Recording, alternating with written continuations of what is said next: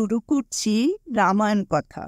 গত পর্বে আমরা দেখেছি যে রাজা দশরথ পুত্র কামনায় যজ্ঞ করবার জন্য পত্নীদের নিয়ে যজ্ঞে দীক্ষিত হলেন।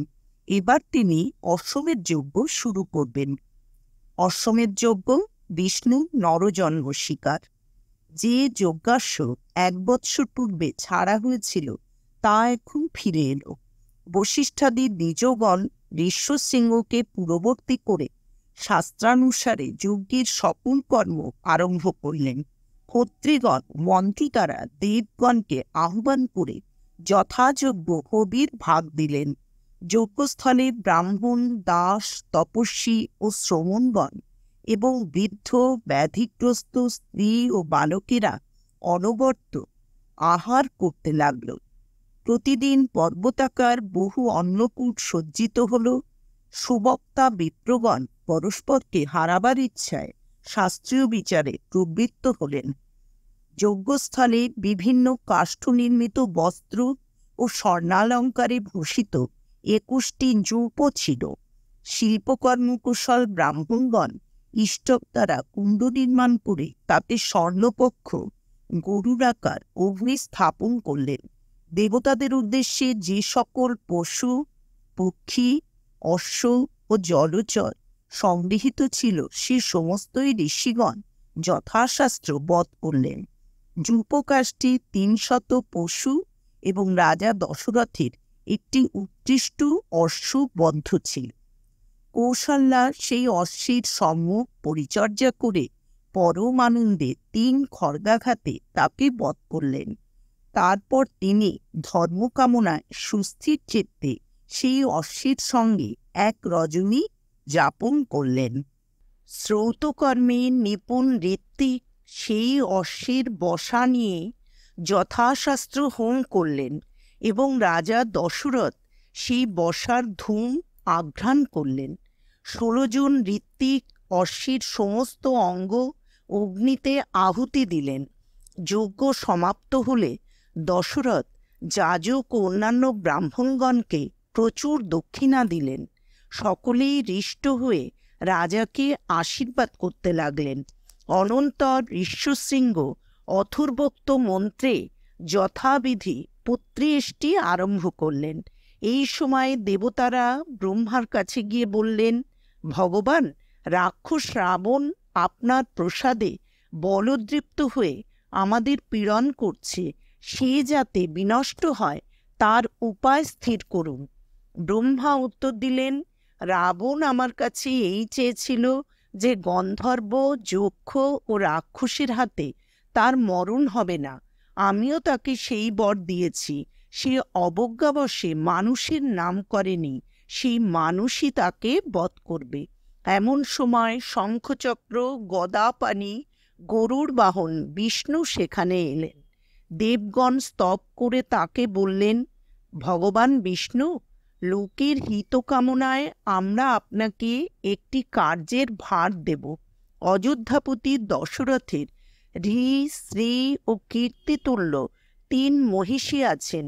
আপনি 4 অংশে বিভক্ত হয়ে সেই 3 মহিষীর গর্ভে জন্মগ্রহণ করুন এবং মনুষ্যরূপে অবতীর্ণ হয়ে দেবতার অবদ্ধ রাবণকে বধ করুন। সেই রাক্ষস সকলের উপর অত্যাচার করছে, তার নিধনের জন্য আমরা আপনার শরণাপন্ন হয়েছি। বিষ্ণু বললেন, তোমরা ভীত হও না, আমি রাবণকে স্ববংশে সংহার করব। এমন সময় যজ্ঞাগ্নি থেকে এক অতুলনীয় প্রভান্বিত মহাবীর্য, মহাবল, মহাপ্রাণী আবির্ভূত হলেন। তিনি কৃষ্ণকায়, রক্তাম্বরধারী, তার মুখ রক্তবর্ণ, কণ্ঠস্বর দুন্দুভে তুল্য, তার দেহের রোম, শস্ত্র ও কেশ সিংহের ন্যায় স্নিগ্ধবর্ণ। তিনি শুভ লক্ষণ সম্পন্ন, দিব্য আভরণে ভূষিত, শৈলশৃঙ্গের তুল্য উন্নতকায়। তার পাদক্ষেপ দৃপ্ত শার্দুলের ন্যায়। তার আকার দিবাকর ও দীপ্ত অনল শিখার তুল্য। তাঁর হস্তে তপ্ত কাঞ্চন গঠিত রজত আবরণযুক্ত দিব্য পায়সে পরিপূর্ণ এক বৃহৎ পাত্র, যেন তিনি মায়াময়ী প্রিয়া পত্নীকে ধরে আছেন। যজ্ঞাগ্নি থেকে উত্থিত ব্যক্তি দশরথকে বললেন, আমি প্রজাপতি প্রেরিত পুরুষ। মহারাজ, এই দেব নির্মিত সন্তানদায়ক পায়স আপনার পত্নীদের খেতে দিন। দশরথ সেই দেবদত্ত হিরণময় পাত্র মস্তকে গ্রহণ করলেন এবং অন্তঃপুরে এসে পায়সের অর্ধাংশ কৌশল্যাকে দিলেন। অবশিষ্ট অর্ধেকের অর্ধাংশ সুমিত্রাকে দিলেন। অবশিষ্টের অর্ধ কইকেয়ীকে দিয়ে মনে মনে বিবেচনার পর শেষ অংশ আবার সুমিত্রাকেই দিলেন। 3 মহিষী সেই পায়স খেয়ে অচিরে গর্ভধারণ করলেন।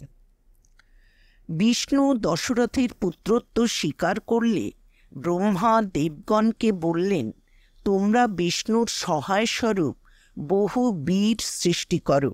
ঋক্ষরাজ জাম্ববান পূর্বেই আমার মুখ থেকে উৎপন্ন হয়েছে। এখন তোমরা গন্ধর্বী, যক্ষী, মুখ্য অপ্সরা, বিদ্যাধরী, কিন্নরী ও বানরীদের গর্ভে পরাক্রান্ত বানর সকল উৎপাদন করো। ব্রহ্মার আদেশে দেবগণ এবং ঋষি, সিদ্ধ, বিদ্যাধর, যক্ষ প্রভৃতি বানর সৃষ্টি করতে লাগলেন। ইন্দ্র বালিকে, সূর্য সুগ্রীবকে, বৃহস্পতি তারককে, কুবের গন্ধমাদনকে, বিশ্বকর্মা নলকে, অগ্নি নীলকে, অশ্বিনী কুমারোদয় মৈন্দ ও দিবিতকে, বরুণ সুসেনকে এবং পর্জন্য স্বরূপকে সৃষ্টি করলেন। বজ্রতুল্য দৃঢ়কায়, গরুর তুল্য বেগবান বানরগণের মধ্যে সর্বাপেক্ষা বুদ্ধিমান ও বলবান হনুমানকে বায়ু উৎপাদন করলেন। রামাদির জন্ম, বিশ্বামিত্রের আগমন। অশ্বমেধ যজ্ঞ সমাপ্ত হলে নিমন্ত্রিত রাজারা, অন্যান্য অতিথি এবং সপত্নীক ঋষ্যশৃঙ্গ নিজ নিজ দেশে ফিরে গেলেন। 12 মাস পূর্ণ হলে কৌশল্যা চৈত্রের নবমী তিথিতে পুনর্বসু নক্ষত্রে রামকে প্রসব করলেন। তারপর কইকেয়ী পুষ্যা নক্ষত্রে ভরতকে এবং সুমিত্রা অশ্লেষা নক্ষত্রে লক্ষ্মণ শত্রুঘ্নকে প্রসব করলেন। গন্ধর্বগণ মধুর সঙ্গীত এবং অপ্সরা সকল নৃত্য করতে লাগল। দেবলোকে দুন্দুভীর ধ্বনি এবং আকাশ থেকে পুষ্প বৃষ্টি হতে লাগল। অযোধ্যায় নানা প্রকার উৎসব আরম্ভ হল। জন্মের 11 দিন পরে বশিষ্ঠ রাজকুমারদের নামকরণ করলেন। রাজকুমারগণ সকলেই সুর, লোকহিতে রত, জ্ঞানবান ও গুণবান হলেন। তেজস্বী পরাক্রমশালী রাম নির্মল শশাঙ্কের ন্যায় সকলের প্রীতি লাভ করলেন। তিনি হস্তি, অশ্ব ও রথ চালনায় পটু এবং ধনুর্বেদে ও পিতার শুশ্রূষায় অনুরক্ত হলেন।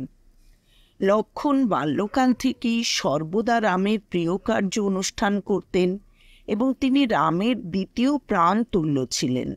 ভরত শত্রুঘ্নের মধ্যেও সেইরূপ স্নেহ সম্বন্ধ হল। একদিন দশরথ পুরোহিত ও মন্ত্রীদের সঙ্গে পুত্রগণের বিবাহ বিষয়ে কথা বলছিলেন। এমন সময় মহামুনি বিশ্বামিত্র রাজ দর্শনে এলেন।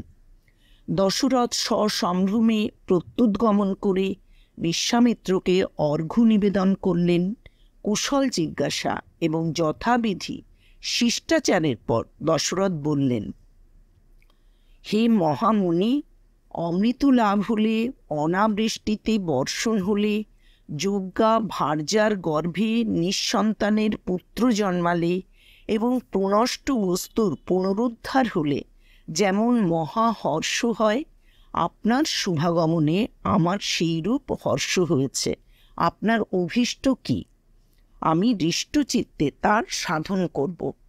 দশরথের বাক্যে বিশ্বামিত্র সন্তুষ্ট হয়ে বললেন, মহারাজ, আমি এক যজ্ঞ আরম্ভ করেছি, কিন্তু মারীচ আর সুবাহু নামে দুই কামরূপী শক্তিশালী রাক্ষস নানা প্রকার বিঘ্ন করছে।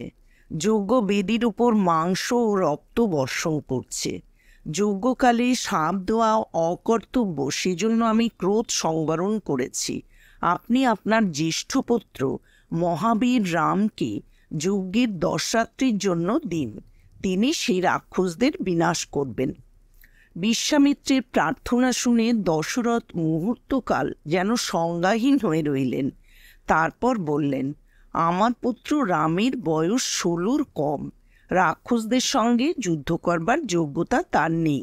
আমি অক্ষয়হিনী সেনা নিয়ে যাব, স্বয়ং ধনুর্ধারণ করে প্রাণপণে রাক্ষসদের সঙ্গে যুদ্ধ করব।